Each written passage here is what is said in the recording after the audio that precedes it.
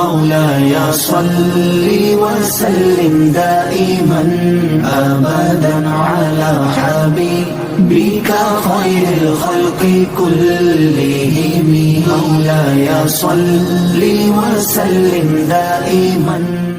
رسول اللہ صلی اللہ علیہ وآلہ وسلم طائف میں آپ صلی اللہ علیہ وآلہ وسلم نے طائف میں 10 دن قیام فرمایا. اس دوران آپ صلی اللہ علیہ وآلہ وسلم وہاں کے ایک ایک سردار کے پاس گئے اور ہر ایک سے گفتگو کی، لیکن سب کا ایک ہی جواب تھا کہ آپ صلی اللہ علیہ وآلہ وسلم ہمارے شہر سے نکل جائیں. جب آپ صلی اللہ علیہ وسلم نے واپسی کا قصد فرمایا تو انہوں نے آپ صلی اللہ علیہ وسلم کے پیچھے شہر کے اوباش لڑکوں کو لگا دیا، اور یہ اوباش لڑکے آپ صلی اللہ علیہ وسلم کے لیے بری زبان استعمال کرتے رہے، تالیاں پیٹتے رہے اور شور مچاتے رہے، اور یہ آپ صلی اللہ علیہ وسلم کے پیچھے لگ گئے، یہاں تک کہ دیکھتے دیکھتے اتنی بھیڑ جمع ہو گئی کہ آپ صلی اللہ علیہ وسلم کے راستے کے دونوں جانب لائن لگ گئی، اور یہ بد زبانیوں کے ساتھ ساتھ پتھر بھی برسانی شروع کر دیے ہیں، جس سے آپ صلی اللہ علیہ وسلم کی ایڑی پر اتنے زخم آئے کہ دونوں جوتے خون سے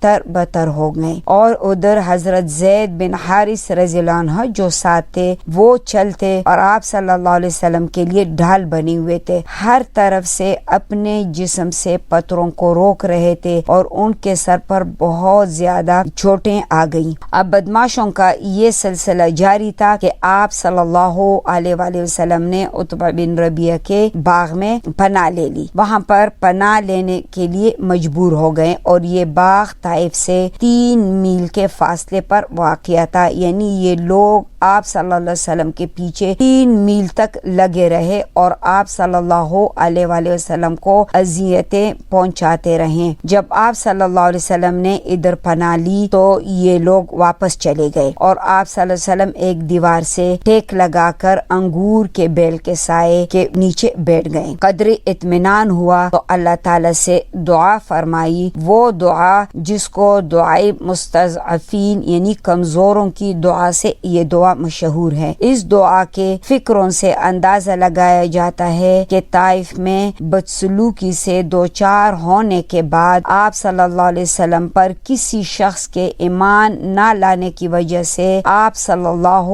علیہ وآلہ وسلم کے احساسات پر غم اور افسوس کا کس قدر غلبہ تھا. آپ صلی اللہ علیہ وآلہ وسلم نے فرمایا، اے باری الہی، میں تجھ ہی سے اپنی کمزوری اور بے بسی اور لوگوں کے نزدیک اپنی بے قدری کا شکوہ کرتا ہوں. یا ارحم الراحمین، تو کمزوروں کا رب ہے، تو ہی میرا بھی رب ہے. تو مجھے کس کے حوالے کر رہا ہے؟ کیا کسی بیگانے کے جو میرے ساتھ تندی سے پیش آئیں، یا کسی دشمن کے جس کو تو نے میرے معاملے میں مالک بنا دیا ہے؟ اگر مجھ پہ تیرا غضب نہیں تو مجھے کوئی پرواہ نہیں، لیکن تیری عافیت میرے لیے زیادہ کشادہ ہے. میں تیرے چہرے کی اس نور کی پناہ چاہتا ہوں جس سے تاریکیاں روشن ہو گئی، جس پر دنیا اور آخرت کے معاملات درست ہوئے، اور تو مجھ پر یا رب العالمین مجھے تیری ہی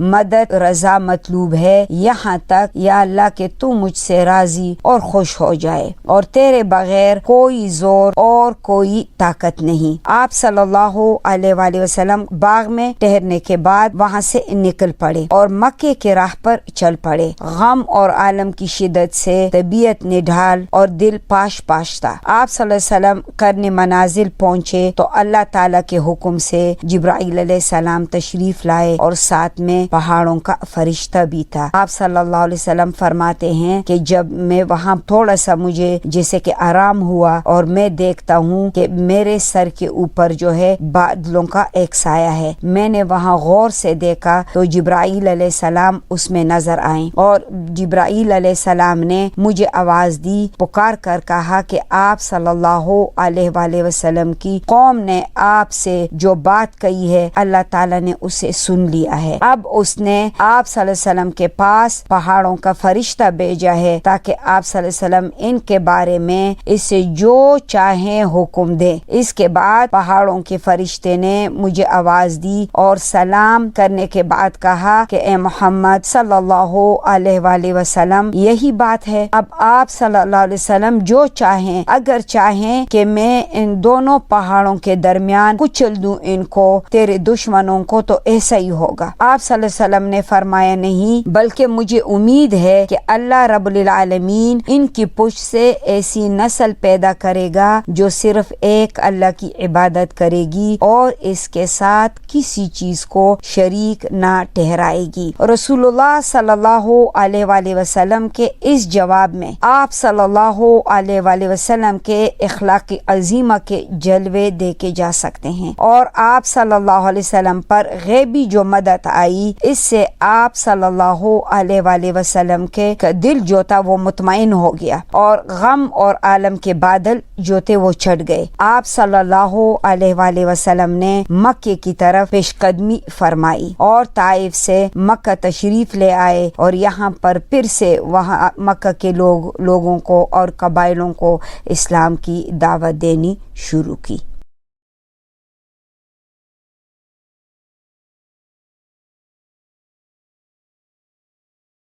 مولاي صل